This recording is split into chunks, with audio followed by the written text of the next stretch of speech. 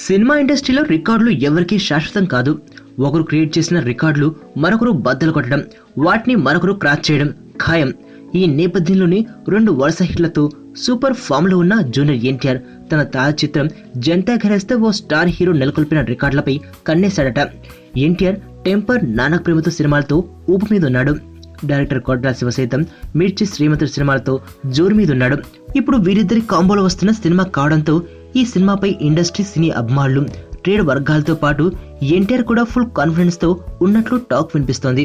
ఇక టాలీవుడ్ లో బాహుబలి తర్వాత బిగ్గెస్ట్ హిట్ రికార్డు శ్రీమంతుడు ఖాతాలో ఉంది. దీంతో రికార్డుల పరంగా మహేష్ తోటి హీరోల కంటే ముందున్నాడు.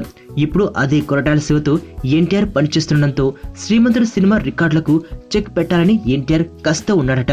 ఇక ఈ సినిమా కూడా బాగా రావడంతో ఎన్టీఆర్ గ్యారేజ్ పై చాలా ధీమాగా ఉన్నట్లు తెలుస్తోంది. సినిమా కనుక పాజిటివ్ టాక్ తో మొదలైతే శ్రీమంతుడు రికార్డులను అధిగమించడం అసాధ్యమేమీ కాదని ఇండస్ట్రీ టాక్.